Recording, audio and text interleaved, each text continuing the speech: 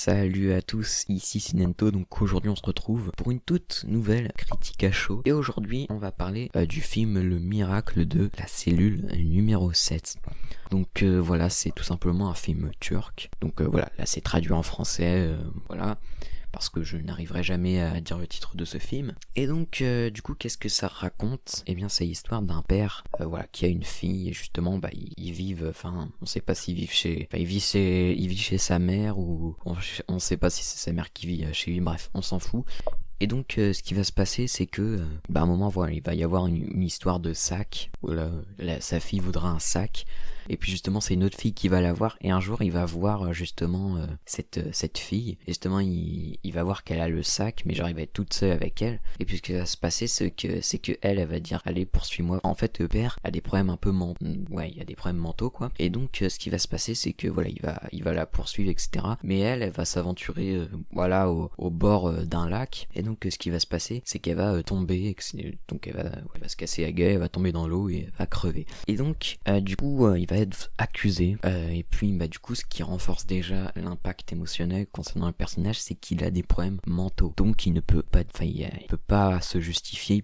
À aucun moment, il va dire, j'ai pas fait ça dans le film. Et donc, c'est vraiment un film hyper émouvant. Voilà, il y a beaucoup de comparaisons avec La Ligne Verte. Moi, La Ligne Verte, c'est un film que j'aime beaucoup. Voilà, mais vraiment, je préfère même à ce film, mais j'avoue qu'il est moins fort émotionnellement parlant. Voilà, c'est vrai que t'as moins la peine pour John Caffey que pour le personnage de ce film. D'ailleurs, je me souviens même plus de son nom. Et donc, ouais, mais ça c'est parce que justement il y a des problèmes mentaux. Et même il n'y a pas que ça, t'as d'autres situations qui vont rendre quelque chose de vraiment émotionnel avec d'autres personnages. J'ai pas envie d'en parler ici. Je vais essayer de faire une vidéo sans spoil, même si c'est intéressant quand même de spoiler. Mais voilà, moi je trouve que c'est vraiment un film touchant et vraiment un très bon film. Là, Netflix, ils nous ont mis un film qui est vraiment très fort. Voilà, preuve, le film a quand même 4,8 sur iOCiné, c'est quand même assez remarquable. Honnêtement, je pense pas avoir de défaut particulier à donner au film. Enfin, il y a quand même voilà le truc qui se passe avec la grand-mère. Je vais pas en donner plus, mais c'est pourquoi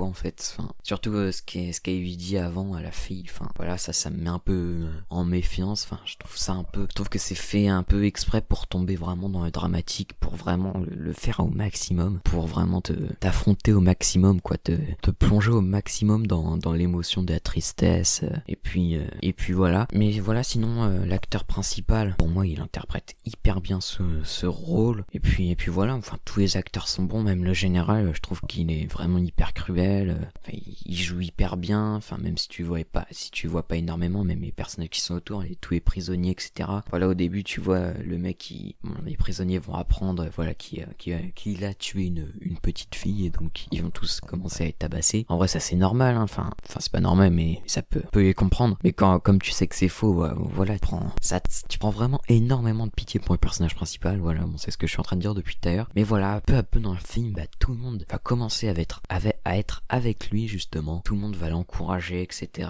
En plus, le gars, il a une fille, donc tu te dis, mais comment c'est possible, quoi. Il a une fille qui a le même âge. Bon, après, c'est pas un alibi, hein, mais voilà, il a quand même une fille qui a le même âge. Enfin, tu vois, on dirait pas du tout un gars qui a tué une fille, enfin une petite fille comme ça, tu vois. Et donc voilà, c'est vraiment un film extrêmement fort que je vous conseille énormément. Et puis voilà, si vous avez aimé La Ligne Verte, je pense que vous allez aimer celui-là. Et puis voilà, c'est quand même un film qui a 4,8 sur iOCiné, c'est quand même assez exceptionnel. C'est le film dans tous les films, c'est le film qui a la plus haute note. Après, c'est vrai que c'est dur de donner des mauvaises critiques d'un film comme ça. J'ai vu quelques mauvaises critiques, j'en ai vu 3-4, bon, qui disent oui, mais c'est encore un film, voilà, qui essaye de faire parler en nous mettant des tristesses, etc. Donc à partir de ce moment-là, c'est dur d'être un peu objectif, etc.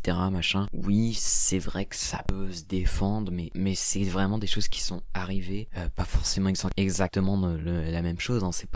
Je crois pas que ça soit une histoire vraie en soi, même si je crois que c'est un peu le remake d'un film japonais ou chinois, je sais plus. Bref, c'est vraiment un film que je vous conseille énormément. Et puis voilà, du coup, conclusion de cette vidéo, je sais pas si la critique était très convaincante, c'était une critique à chaud, voilà, je viens de voir le film, j'avais envie de vous en parler, j'avais pas envie d'écrire une vidéo ou quelque chose comme ça, je sais même pas si je vais faire vraiment du montage sur cette vidéo. En tout cas, je vous dis salut.